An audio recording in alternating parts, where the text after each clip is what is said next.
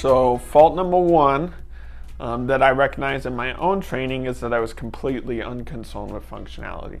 Now, a lot of us don't know what function is or whether or not we are even dysfunctional. Most people who come into the clinic to do a movement assessment think they are moving like a beast, and then they get a pretty bad score and they're like, holy crap, I am very dysfunctional.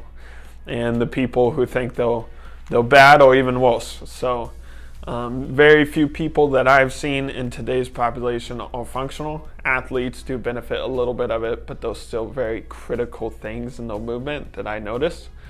So this one, I said I wanted to give you guys things that would benefit you. This one, you kind of need a skilled professional to teach you a lot about movement and functional movement, but I figured maybe I could identify a couple things that can be problem areas, right? So one of the big ones is when people do a squat, you want to recognize, like, let's just say if there was one assessment that's super complex and is testing a lot of things at once, it's the overhead squat assessment. So this can determine whether or not you have lower leg dysfunction, whether you have lumbo-pelvic hip complex dysfunction, whether you have upper body dysfunction, and then those breakouts that go further into each of those things to determine the root cause of your issues, right? But if you notice when you do an overhead squat assessment that something's going wrong, which is really easy to show you guys, I'm going to show you here in a little bit, then you can get an idea. I'm dysfunctional. I need help. I need to address this somehow. I need to reach out to David. I need to reach out to a physical therapist locally maybe. I need to reach out to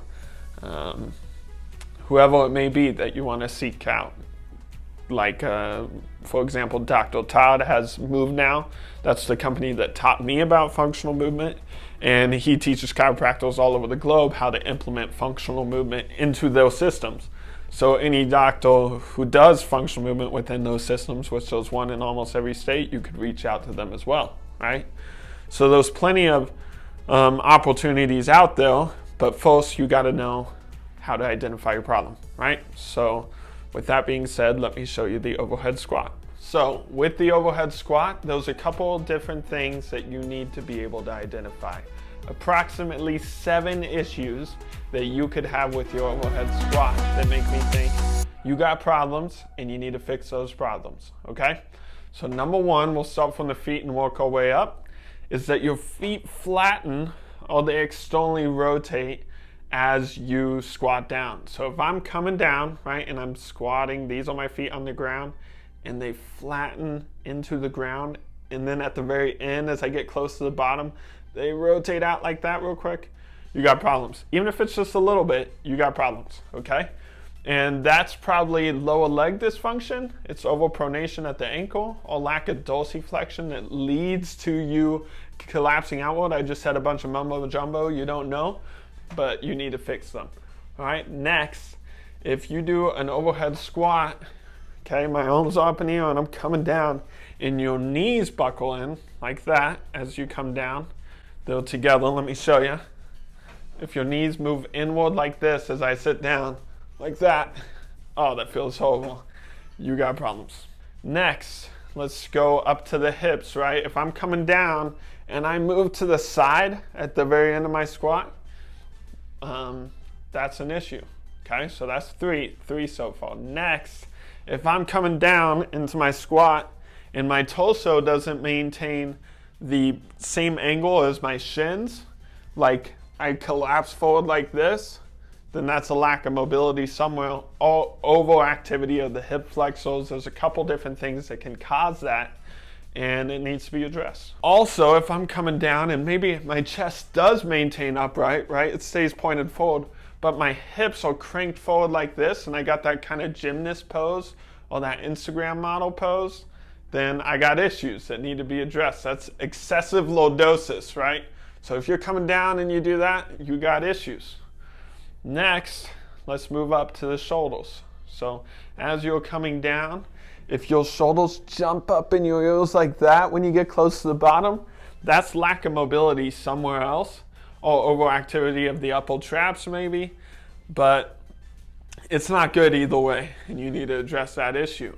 Now, lastly, with the shoulders, if I'm coming down and the way I compensate and finish the movement is by dropping my arms forward like that instead of keeping them upright the whole time, then that's lack of external rotation, that's lack of mobility somewhere on my shoulders or in my upper body that won't let me keep these straight, okay? So, the overhead squat, if you're standing like this and you come down and you do that, you got problems. If you come down and you do that, you got problems. If you come down and you jump up in your heels and you move to the side, you got issues. If your knees cave in, your feet flatten, your arms fall forward and all this, then you're out of luck, man. You're done for. I'm just kidding. But for real, overhead squat assessment, easiest way to identify if you have problems that need to be fixed. It doesn't cover everything, but it is a good starting point to determine whether or not you are truly 100% functional, okay? I don't even think I really technically passed that test, so it's a tough one.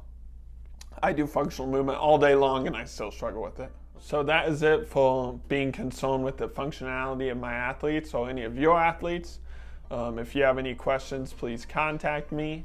My email is trainerdavidllf@gmail.com. Also, I'll be writing blogs about each of these individual topics. I already have done the research about this specific one. It kind of talks about how it applies to my training and where my training went wrong when it comes to functionality, and the research that kind of backs up my thought processes on that. So if you're interested in reading that blog, you can go to livinglightfitness.com, go to the blog section, and it will be right in there. Okay, it will be called Fault Number 1, Unconcerned with Functionality. With that being said, please remember to eat light, move right, and sleep tight. Right, it's right here on the poster. Don't you forget it.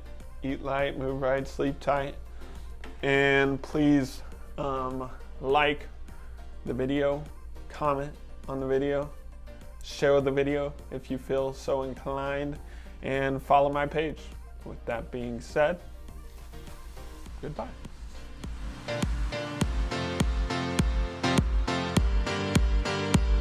So that is it as far as being concerned about the functionality of my athletes, okay? Functionality, is that even a word?